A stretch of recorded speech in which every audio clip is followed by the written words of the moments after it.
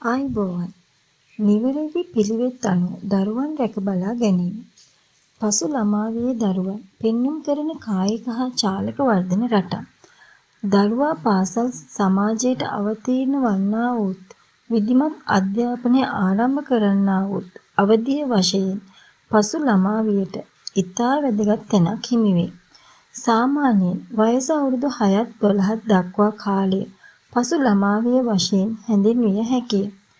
මිනිසාගේ සංවර්ධනය ආකර්ශනීය වුවද සංකීර්ණ වුවද ස්වාභාවික සංසිද්ධියකි. ශාරීරික වර්ධනය යනුවෙන් අදහස් කරන්නේ ශාරීරික අවයවවල ක්‍රියාවන්හි ප්‍රමාණයෙහි වර්ධනයයි.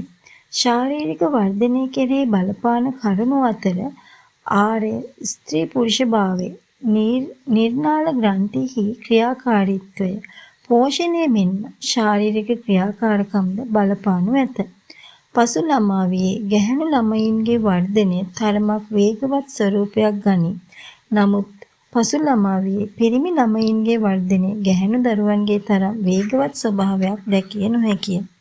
පසු ළමාවියෙහි දරුවන්ගේ කායික වර්ධනයෙහි වැදගත් නිර්ණායකයක් ලෙස උස හා බර වර්ධනය පිළිබඳ අවධානය යොමු කිරීමට සිදුවේ.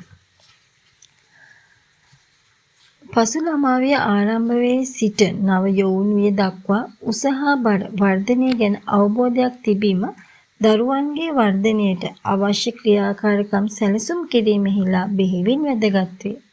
වයස අවුරුදු 6-8 කාලයේදී අස්ථි දිගින් හා සමාන මහතින් වැඩිවන අතර ස්ථීර දත් වැඩිවීමද සිදුවේ. අත්පා දික්වීම සහ ශරීරයේ අනෙකුත් අවයවවල වර්ධනයද සිදුවේ. උකුල් අස්ථි හා අනෙකුත් අස්ථිවල වර්ධනය නිසා ශරීරයේ ප්‍රමාණය මෙන්ම හැඩයද වෙනස් වීමට පටන් ගනී. මොළය සහ පොඳු ඇටවල ක්‍රමික වර්ධනයද සිදුවේ. අවුරුදු 7 වන විට මොළයේ වර්ධනය සම්පූර්ණ වේ. නළල පළල් වීම, දෙතොල් පිරුණු බවක් ඇතිවීම, පපුව පළල් වීම හා බෙල්ල දික්වීමද තවත් ලක්ෂණ කිහිපයකි. පසු ළමාවියේදී දරුවාට ලබා දෙන ආහාර පිළිබඳව විශේෂ අවධානයක් යොමු කළ යුතු වේ. ප්‍රෝටීන්, කැල්සියම්, යකඩ ඇතුළත් පෝෂ්‍යදායී ආහාර වේල් පිළියෙල කර දීම මවගේ වගකීමක් වේ. දත් හා මුඛය පිරිසිදුව තබා ගැනීමට සැලැස්වීම මෙන්ම දත්වල විකෘතිතාවයන් ඇතිවීම වැළැක්වීම සඳහා ඇඟිලි ඉරීම, මුඛයේ යම් යම් දේ දපා සැපීම ආදීන්ද දරුවා වළක්වා ගත යුතුය. අවුරුදු 6-7 දී පමණ දෘෂ්ටිමය සහ ශ්‍රවණ ශක්තිය ඉතා වේගයෙන් වර්ධනය වන අතර ළමයාට විවිධ වර්ණ අතර ඇති වෙනස්කම් විචක්ෂණය කිරීමේ හැකියාවක් ඇතිවේ. ශාරීරික දුර්වලකම් ඇති දරුවන්ගේ අධ්‍යාපන කටයුතු දුර්වල වීමටද හේතු වේ. අවුරුදු 7-8 දී පමණ කායික වර්ධනයේ අභ්‍යන්තර ග්‍රන්ථීන්ගේ වැඩිම සහ ක්‍රියාකාරීත්වයද වේගවත් වේ. එහෙත් අනෙකුත් අංශයන්හි වර්ධනයේ තරම් ප්‍රජනක පද්ධතියේ වර්ධනය වේගවත් නොවේ. ඒ සිදුවන්නේ යෞවනෝදය ළඟා වන විටය. අවුරුදු 9-12 දක්වා කාලයේදී ශාරීරික වර්ධනය ස්ථාවර තත්වයක පවතී. බොහෝ විට නිරෝගී සවිබල පිරිසක් වෙති.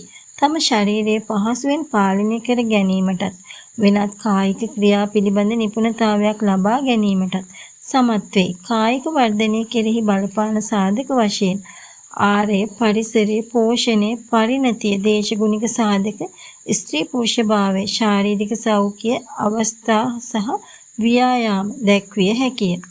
පසු ළමාවියේදී ශාරීරික වර්ධනය මෙන්ම සුවිශේෂී ස්ථානයක් ගනු ලබන්නේ චාලක වර්ධනයයි. මාංශ පේශීන් ශක්තිමත් වී චාලක හැකියාව සංවර්ධනය වී දරුවාට තමාගේ ක්‍රියාකාරකම් හසුරුවා ගැනීමට හැකි වේ. පේශී වර්ධනය සමගම සිදුවන පේශී සමායෝජන හැකියාව නිසා වැඩෙහි යෙදීමේ වේගය වර්ධනය වේ. මේ නිසා දරුවාට නිදහස් වාතාවරණයක බොහෝ දේ කිරීමට අවශ්‍ය වේ. ශාරීරික ව්‍යායාම හා සම්බන්ධ ක්‍රීඩා කටයුතු වල නිරත වීමට කැමැත්තක් දක්වයි. වයස අවුරුදු 6න් පසු ස්නායු හා පේශීවල සියුම් සම්බන්ධතා නිසා ලිවීම, අල්ලා ගැනීම, විසිකිරීම වැනි ක්‍රියාකාරකම් වල යෙදීම ආරම්භ කරයි. පසු ළමාවියේ චාලක සංවර්ධනයේ සාමාන්‍ය ලක්ෂණ වන්නේ ගැහැණු ළමුන් ඉක්මනින් පරිණතියට පත්වීම, කායික හැඩය හා ශක්තිය චාලක ක්‍රියා කෙරෙහි බලපෑම. සංකීර්ණ චාලක ක්‍රියා දැක්වීමේ හැකියාව ක්‍රමයෙන් දියුණු වීම. සමවයස් කණ්ඩායම් සමග ශාරීරික ක්‍රීඩා කිරීමට ලැබියාව. හසුරු කුසලතා වර්ධනය. ක්‍රීඩා භාණ්ඩ හා සරල මට්ටමේ උපකරණ ආදී සමග නිතර කටයුතු කිරීමට කැමැත්ත ආදියයි. වයස අවුරුදු 6 පමණ වන විට ඇස අත සමායෝජන ක්‍රියාකාරකම් වල යෙදීම ආරම්භේ. දරුවා ක්‍රමයෙන් සියුම් මාංශ පේශී මෙහෙයවන දක්ෂතා ප්‍රගුණ කර ගනී. ඒවා කෙරෙහි බලපාන්නේ එම දක්ෂතා ලැබීමට යොමු කරනු ලබන පරිසරය සහ පුහුණුවයි. අවුරුදු 7-8 කාලයේදී දුව පැන ක්‍රීඩාවලට ලැබියාවක් දක්වයි. දිවීම් පැනීම් මෙන්ම හා නායකත්වයට ලැබි ක්‍රීඩා කෞශල්‍යයන් දරුවාගේ මානසික හා චිත්ත වේගී දියුණුවට මෙන්ම සමාජීය වර්ධනයටද බොහෝ දුරට බලපානු ඇත. විශාල මාංශ පේශී වර්ධනයට අදාළ ක්‍රියාකාරකම් වශයෙන් සීසෝ, ඔන්චිල්ලා, බයිසිකල් පැදීම, ඉනිමගක් දිගේ නැගීම, පිහිනීම ආදී හඳුන්වා දිය හැකි අතර කුඩා මාංශ පේශී වර්ධනයට අදාළ ක්‍රියාකාරකම් වශයෙන් මල් හා ඇට වර්ග ඇමිනීම, කතුරින් කැපීම, යම් සීමාවක් තුල පාට කිරීම ආදී දැක්විය හැකිය. පසු ළමාවියේ දරුවන්ගේ චාලක වර්ධනය සඳහා අවස්ථාවන් සලසා දීම දෙමව්පියන්ගේ මෙන්ම පාසලේද වගකීමක් වේ. ගුරුවරයා දරුවා සමග මිත්‍රශීලීව අපක්ෂපාතීව මෙන්ම දරුවා පිළිබඳ අවබෝධයකින් කටයුතු කළ යුතුය වේ. පන්ති කාමරය, පාසල් පරිසරය හා නිවසේ පරිසරය දරුවාට විවිධ අත්දැකීම් ලබා දෙන ස්ථානයක් විය යුතුය. ඒ ඔවුන්ගේ සහජ දක්ෂතා වර්ධනය කරන තැනක් බවට පත් කළ යුතුය. දරුවාට ස්වාධීනව කටයුතු කිරීමට උදව් විය යුතුය. ළමයාගේ දක්ෂතා හා ලැබියා දියුණු කර ගැනීමට පෙළඹවීම ඇති කළ යුතුය. නායකත්වයට වගකීම් බාර ගැනීමට උදව් කළ හැකි වේ. ඒ සඳහා අවශ්‍ය ක්‍රියාකාරකම් සම්පාදනය කළ හැකිය. විෂය බාහිර ක්‍රියාකාරකම් මෙහිදී වැදගත් වේ. ක්‍රීඩා තරඟ, ක්‍රීඩා උත්සව, බාල දක්ෂ කඳවුරු, පිහිනුම් තරඟ මෙන්ම නර්තනය, වාදනය ප්‍රගුණ කිරීම සඳහා විවිධ ප්‍රසංග, අවුරුදු උත්සව ආදී සංවිධානය කළ හැකිය. මෙවැනි අවස්ථා සලසා දීමෙන් දරුවාගේ ශාරීරික හා සමාජීය සංවර්ධනය මනාව සිදුවන අතර දරුවෙකුට සමබර පෞරුෂයක් වර්ධනය කරගත හැකි වේ.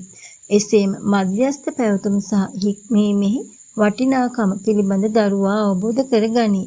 සමවයස් කණ්ඩායම් සමග සම්බන්ධතා පැවැත්වීමටත් කණ්ඩායම් වැඩවලට හා සාමූහික ක්‍රියාකාරකම් වලට කැමැත්තක් දක්වන නිසාත් අභියෝග පැවරුම් ක්‍රියාකාරකම් තුලින් සමවයස් කණ්ඩායම් හා ඒකාබද්ධ විය හැකි වනසේ අවස්ථා සංවිධානය කිරීම පාසලෙන් සිදුවිය යුතුය. එයින් දරුවාගේ පූර්ණ පෞරුෂ වර්ධනයක් අපේක්ෂා කළ හැකිය.